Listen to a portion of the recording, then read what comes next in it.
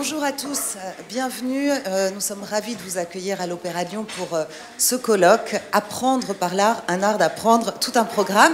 Je suis Hélène Devinck, voici Sabine Deville et nous sommes les modératrices de ce colloque. Donc on va avoir la charge notamment de veiller à ce que les temps soient respectés.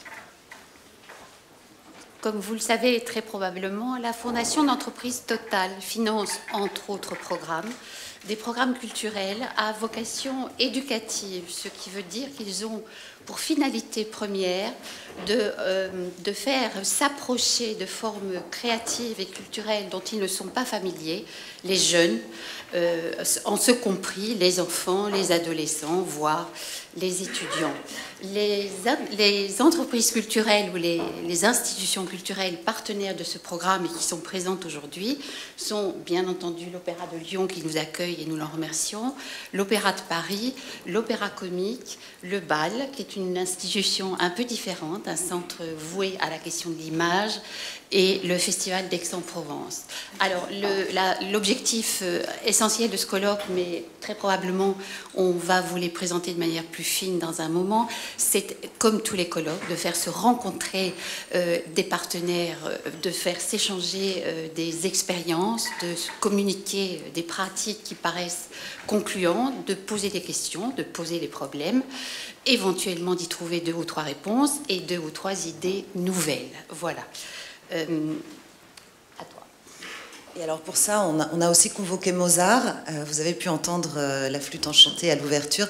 Je vous invite tout particulièrement à ne pas rater un récital qui aura lieu tout de suite après le déjeuner aujourd'hui et un autre demain en fin de matinée. Sont des moments particulièrement privilégiés. Alors je vous le disais avec Sabine, on a la charge de veiller à ce que les temps soient respectés. Donc je prie par avance tous les intervenants de ne pas nous en vouloir si on les brusque un petit peu. Pour ça, Sabine, je crois qu'on a prévu une signalétique assez simple et assez universelle. Tout à fait. Vous en avez un exemple là sur les tables. Donc, quand le temps commence à manquer, vous avez le petit feu orange. Et quand vous êtes carrément à la limite, c'est le feu rouge. Et ça veut dire stop. Alors, vous allez voir aussi, il y a des films sur les initiatives des institutions avec les jeunes. Ces films ont été réalisés par les institutions elles-mêmes. Vous allez voir que le talent ne manque pas. Alors, tout de suite, nous allons commencer, donc entendre Ariane Salmé du ministère de la Culture, qui est responsable du département de l'éducation et du développement artistique et culturel. On entendra aussi Catherine Ferrand, qui est déléguée générale de la Fondation Total et directrice du mécénat.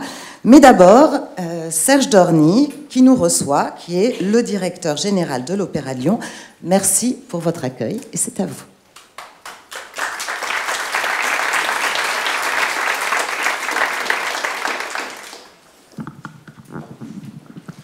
Bonjour à vous tous, mesdames et messieurs, chers amis.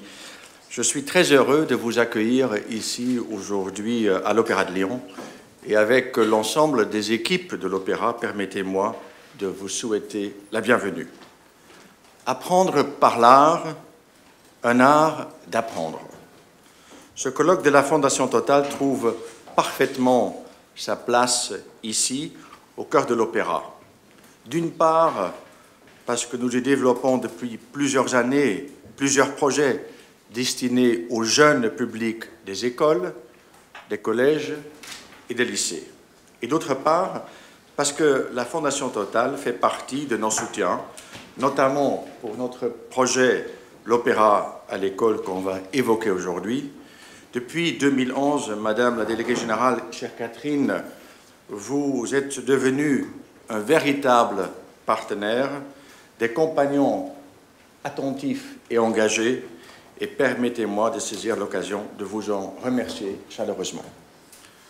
Les projets que nous destinons aux jeunes s'inscrivent dans le cadre de notre politique d'action culturelle, de développement culturel, basée sur l'association de l'excellence et de la plus large accessibilité. Jamais l'une sans l'autre. Cette politique se décline en toute une série d'actions. Stéphanie Petitot, responsable de notre pôle de développement culturel, et Marie Évreux, chargée des médiations culturelles, en évoqueront certaines dans le cadre de ce colloque. Donc permettez-moi de ne pas les détailler dans mes propos. Mais j'aimerais cependant vous partager quelques réflexions sur notre philosophie de l'action culturelle. Notre action culturelle, pourquoi et pour qui? Les objectifs que nous poursuivons sont clairs.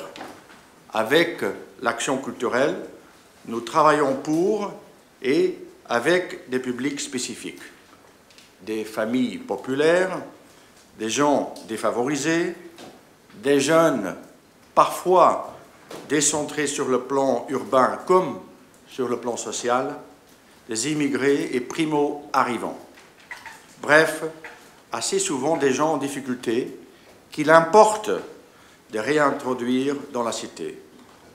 Pour moi, l'action culturelle doit aider à les accompagner pour qu'ils trouvent ou retrouvent, par l'art et la culture, une confiance en soi, du respect, de la rigueur, du lien.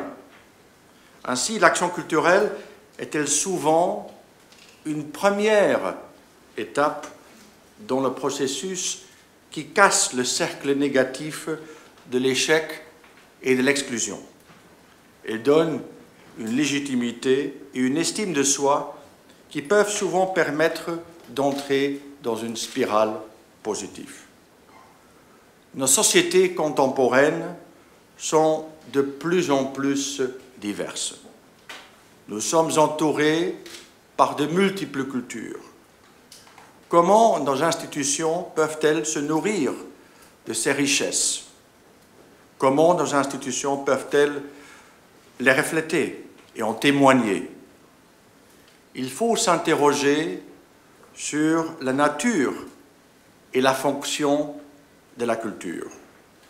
On peut la voir comme un simple produit de consommation qu'on achète comme n'importe quel autre produit, ou bien répondre à une autre logique qui propose du débat, qui propose des perspectives, une profondeur.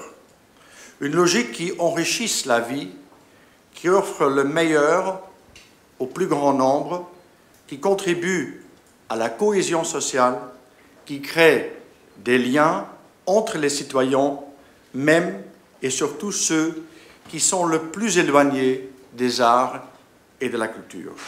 Ceux à qui on ne donne peu souvent la parole dans notre monde et qui communiquent beaucoup, mais qui dialoguent peu. En fait, avec notre action culturelle, notre politique d'action culturelle, nous voulons démontrer que l'opéra est bien plus qu'un conservatoire des œuvres du passé et qu'il peut être un véritable centre de ressources pour le présent et pour l'avenir. C'est en accompagnant les gens dans des processus d'expression et de création que nous jouons un rôle politique, au sens premier du terme.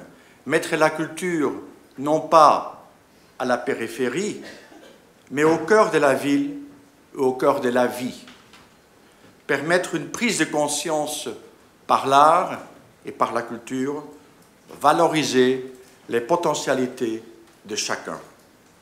Ainsi, l'action culturelle donne à nos institutions une pertinence et une légitimité renouvelée dans une société qui évolue vite et sans cesse. Ainsi, nous avons élargi grandement l'ensemble des publics que nous touchons et nous y puisons une vitalité, une énergie nous permettant d'être une institution pleinement enracinée dans la cité, au service de ses habitants, de tous ses habitants. Chers amis, il y a des biens apportant à l'homme une telle valeur ajoutée qu'ils doivent être accessibles à tous. Sans ces biens, biens de l'intelligence, de l'art et de l'esprit, le monde serait plus pauvre. N'oublions pas que le premier devoir de nos institutions, subventionnées et soutenues, est de rendre ce que nous avons reçu, de le rendre à la cité, de le rendre aux citoyens dans un geste d'échange. C'est cela que j'appelle être un opéra citoyen. Mesdames et messieurs, chers amis, je vous remercie et je vous souhaite de bons débats tout au long de ces 2 jours. Merci beaucoup.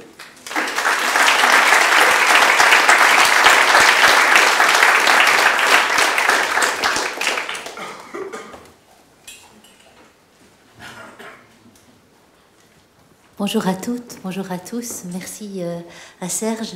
Bien sûr, je viens vers vous et devant vous avec une immense émotion qui s'inspire à la fois de la gravité du sujet qui nous rassemble, de l'intensité et de la force du travail qui a été réalisé par notre équipe pour que nous soyons tous là aujourd'hui, et aussi et surtout de tout ce potentiel d'énergie, d'expérience et d'inspiration que représente chacun d'entre vous. Je suis extrêmement impressionnée de vous voir tous et de vous voir tous ici. Je vous remercie. Bien sûr, je remercie tout particulièrement Serge Dorny et l'Opéra de Lyon pour leur accueil exceptionnel. Notre fabuleuse équipe de la Fondation conduite par Laurent de Soultret, Daniel Fouache qui a construit et tricoté ce merveilleux programme, et bien sûr nos partenaires qui nous font le bonheur de nous rejoindre et d'être là, outre l'Opéra de Lyon, l'Opéra de Paris, l'Opéra Comique, le Festival d'Aix, le BAL, et bien sûr le ministère de la Culture et de la Communication. Et donc merci à tous du fond du cœur. Alors vous allez, certains d'entre vous, surtout ceux qui ne nous connaissent pas bien, s'interrogent sans doute sur le sens qu'il y a à une entreprise, à s'intéresser à un thème comme celui-là au travers de sa fondation d'entreprise. Puisqu'évidemment, l'art et la culture ne sont absolument pas notre métier et que le rôle du mécène n'est pas d'intervenir dans les contenus et surtout pas d'influencer la liberté créatrice de l'artiste ou du pédagogue. Alors pourquoi nous intéressons-nous à ces sujets? Eh bien, cette démarche est sous-tendue par une constatation, par une conviction, par une vision et par une ambition. Alors la constatation, mais Serge Dorny l'a faite, vous la vivez bien plus intimement que nous tous, c'est le déchirement de cette société. C'est cette société où les distances se creusent, où les écarts se creusent et où s'installe une réalité et un sentiment d'injustice sociale qui peut pousser à la violence. Alors notre conviction, c'est que au XXIe siècle, une entreprise, une grande entreprise, ne peut durablement exercer sa mission industrielle au sein d'un terreau social déchiré par les violences. Et donc qu'il a une certaine légitimité au travers de démarches d'intérêt général bien normées et bien abordées pour intervenir dans la prévention des sources de cette violence sociale aux côtés des acteurs associatifs, aux côtés des institutions, aux côtés des acteurs publics aussi. C'est ce que permet une fondation d'entreprise. Et la vision que nous avons au sein de tout ce champ d'intervention, c'est que le mécénat culturel et l'action culturelle ont pris une force et un poids tout à fait singulier ces dernières années. On accepte bien et on admet communément que l'entreprise s'intéresse à un mécénat, à des actions sociales ou humanitaires. Elles sont évidemment absolument indispensables. C'est ce que montre par exemple aujourd'hui le drame de l'Ebola, dans lequel évidemment nous nous investissons.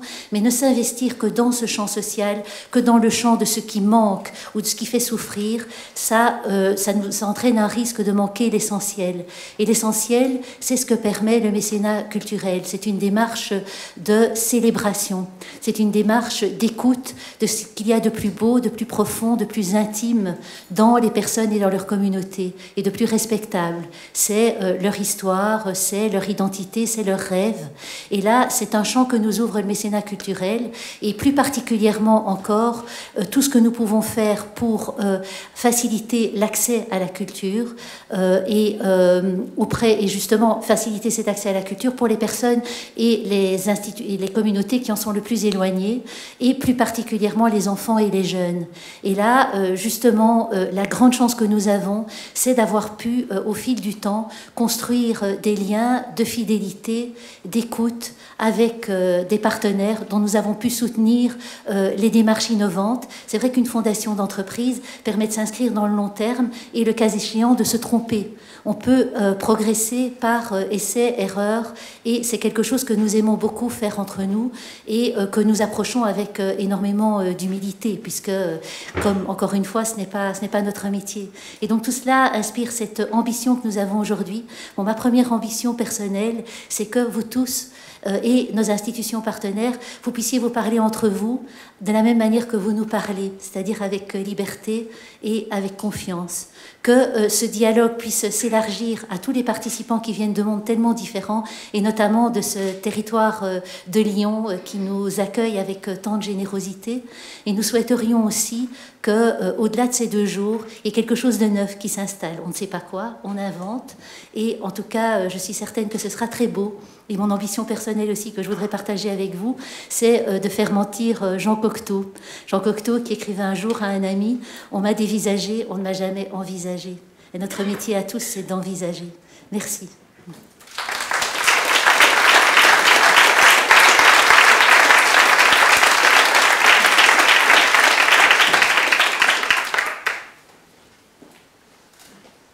Donc, bonjour à toutes et à tous. Je vais essayer d'être rapide pour pas avoir un petit carton jaune. Donc, la prise en compte de la jeunesse est une priorité affirmée du gouvernement, à laquelle le ministère de la Culture et de la Communication s'associe pleinement. L'éducation artistique et culturelle est ainsi une politique prioritaire portée par le ministère de la Culture, et cette politique doit permettre aux enfants et aux jeunes de grandir en autonomie, de s'ouvrir au monde, de lutter contre les inhibitions et les préjugés et de développer leur propre sens critique. À cet égard, l'éducation artistique et culturelle fait partie intégrante de la formation générale du citoyen. Le ministère de la Culture, en lien étroit avec le ministère en charge de l'Éducation nationale, veille à ce que chaque enfant et chaque jeune bénéficie de rencontres avec la culture, avec l'œuvre, avec l'artiste, tout au long de son parcours scolaire. Mais l'enjeu de cette politique est aussi de prendre en compte tous les temps de vie de l'enfant, non seulement le temps scolaire, mais aussi le temps de loisir. De plus, et c'est ce qui a déjà été dit par les 2 interventions précédentes, il est impératif de porter une attention toute particulière aux jeunes en situation spécifique. Que ce soit les jeunes habitant ce qu'on appelle les territoires déficitaires, politique de la ville, monde rural, territoire ultramarin, mais aussi les jeunes décrocheurs, les jeunes sous protection judiciaire de la jeunesse, les jeunes en situation de handicap et tous les jeunes dans des situations difficiles. C'est pourquoi la question de l'éducation artistique et culturelle est au cœur des partenariats que le ministère de la Culture noue avec d'autres départements ministériels, que ce soit le ministère en charge de la ville, le ministère en charge de la jeunesse, de l'agriculture, du handicap, de la santé ou le ministère en charge de la justice. L'éducation artistique et culturelle se construit grâce, et on le voit aujourd'hui, à la mobilisation d'acteurs issus d'horizons professionnels variés, que ce soit des professionnels de l'éducation, des professionnels de la culture, du secteur social, de la jeunesse, et bien sûr des acteurs de la société civile, notamment les mécènes et les entreprises. La qualité des partenariats noués au quotidien entre tous ces mondes différents revêt une importance capitale, et elle est la garante de la construction de projets pérennes. Alors j'aimerais insister sur quelques mots-clés qui parcourent le programme qui nous a été distribué pour ces journées de travail et qui apportent un éclairage significatif sur la place et le rôle du mécénat dans ces projets à destination des enfants et des jeunes. Les petites phrases ou les petits mots que j'ai relevés qui me paraissent essentiels, c'est par exemple inscription des actions dans le long terme, actions qui se construisent dans le dialogue entre différents partenaires, actions culturelles, éducation artistique, identifiées comme tremplin, relais, catalyseur, permettant la transmission des savoirs, philanthropie, mais aussi exigence, innovation et expérimentation, et enfin perspective d'essaimage. C'est ainsi que le partenariat qui s'est noué entre le ministère de la Culture, le ministère de la Jeunesse et la Fondation Total a permis, grâce à un dialogue constructif, de soutenir plus de 50 projets. Et ces projets ont été choisis parce qu'ils étaient construits au plus près des territoires, grâce à la mobilisation des directions régionales des affaires culturelles. Par ailleurs, le jury qui a choisi ces projets a eu une attention toute particulière pour les actions s'inscrivant dans une logique d'inclusion sociale et prenant en compte tous les jeunes, notamment les décrocheurs. Et d'ailleurs, je voudrais insister à nouveau sur la question des publics en situation spécifique, qui me paraissent essentielles à 2 titres. D'une part, nous nous devons de ne laisser personne au bord du chemin. Chaque jeune, chaque enfant doit pouvoir, dans son parcours de vie, rencontrer l'art et la culture. Et par ailleurs, afin qu'il rencontre l'art et la culture, les médiations qui doivent être mises en œuvre pour ces jeunes dans des situations difficiles sont souvent basées sur l'expérimentation, la recherche, l'innovation. Et justement, parce que ces médiations sont particulières, parce que ces médiations sont réfléchies, elles peuvent ensuite enrichir la médiation à destination de tous les jeunes et de tous les enfants. Enfin, je souhaiterais évoquer avec vous un dernier point qu'il me paraît fondamental d'aborder et qui d'ailleurs fera l'objet de débats lors de cette rencontre, à savoir quelle éducation artistique et culturelle à l'heure du numérique. Et donc j'aimerais évoquer, je l'avais déjà évoqué il y a quelques jours, mais je vais en reparler, un livre qui a été publié par le département des études du ministère et qui a été rédigé par un sociologue qui s'appelle Sylvie Octobre et qui s'intitule « 2 pouces et des neurones, les cultures juvéniles de l'ère médiatique à l'ère numérique ». L'auteur met notamment l'accent sur la révolution numérique qui modifie les modes de création, de diffusion et d'appropriation des contenus culturels. L'environnement numérique constitue l'environnement naturel ou même consubstantiel des publics jeunes et impacte fortement leur appropriation de la culture et leurs pratiques artistiques et culturelles. Nous voyons émerger une jeunesse plus connectée, une jeunesse communicante et créative, une jeunesse plus cosmopolite, mais aussi une jeunesse plus fragmentée. Les pratiques culturelles des jeunes suivent les mutations technologiques qui bouleversent leur manière d'écouter, de regarder, de lire. Et les cultures jeunes sont aussi influencées par les mutations des relations sociales avec la montée en puissance des réseaux et des valeurs collaboratives. D'autre part, les cultures juvéniles s'adossent fortement aux industries culturelles qui leur donnent des références, des compétences et des reconnaissances. Et ces industries culturelles construisent une éducation buissonnière qui échappe aux institutions de transmission traditionnelles et transforme le rapport au savoir ainsi qu'à la transmission de ceux-ci. Il y a donc quelques éléments que nous devons partager.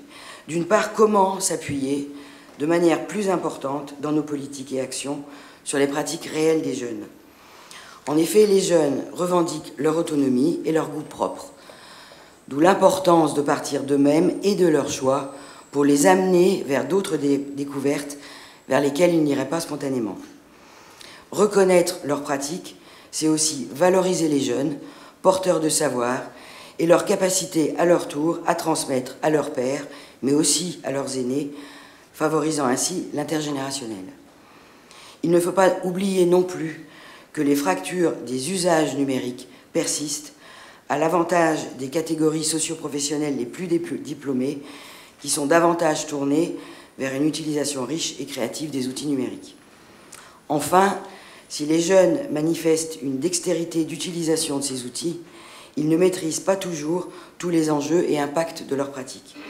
La nécessité d'une éducation au numérique pour les accompagner dans leurs pratiques, et notamment dans leurs pratiques de création, est essentielle. Face à ces bouleversements, il convient de nous interroger collectivement sur nos pratiques professionnelles. Le développement des usages numériques doit nous permettre de démultiplier l'accès au patrimoine, l'accès à la création contemporaine, dans une dynamique de démocratisation culturelle. Ainsi, nos politiques d'éducation artistique et culturelle doivent prendre en compte de manière centrale la réalité des jeunes et de leurs pratiques numériques. Nous avons besoin d'expérimenter de nouveaux modes de médiation et en cela, les acteurs du mécénat sont des partenaires des choix. Je vous remercie.